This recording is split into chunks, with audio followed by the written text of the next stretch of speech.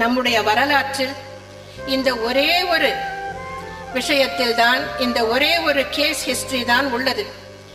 ஒருவருக்கு முதலமைச்சர் பதவியை வழங்கிவிட்டு பின்னர் உரியவருக்கே அந்த முதலமைச்சர் பதவி திரும்ப தரப்பட்டதாக வேறு வரலாறு இல்லை. இது ஒன்றுதான் அப்படி நடந்திருக்கிறது. இதற்கு இணையாக இன்னொரு சம்பவத்தை நானும் தேடி தேடி பார்த்தேன்.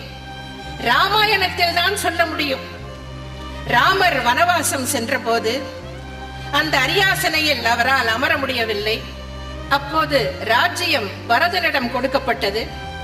அந்த பரதன் ராமர் அமர வேண்டிய அரியாசனத்தில் அமர மறுத்து பின்னர் வனவாசம் முடிந்து ராமர் அயோத்திக்கு திரும்பி வந்ததும் பத்திரமாக அந்த ராஜ்யத்தையும் அரியாசனத்தையும் பரதன் ராமருக்கே ஒப்படைத்தார். இதை புராணத்தில் தான் படிக்க முடிகிறது.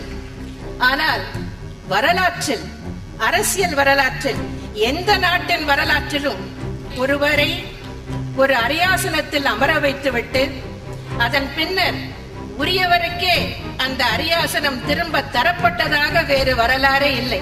அந்த புதிய வரலாற்றை படைத்து காட்டியவர் அன்பு சகோதரர் ஓ. பன்னீர்செல்வம் அவர்கள்.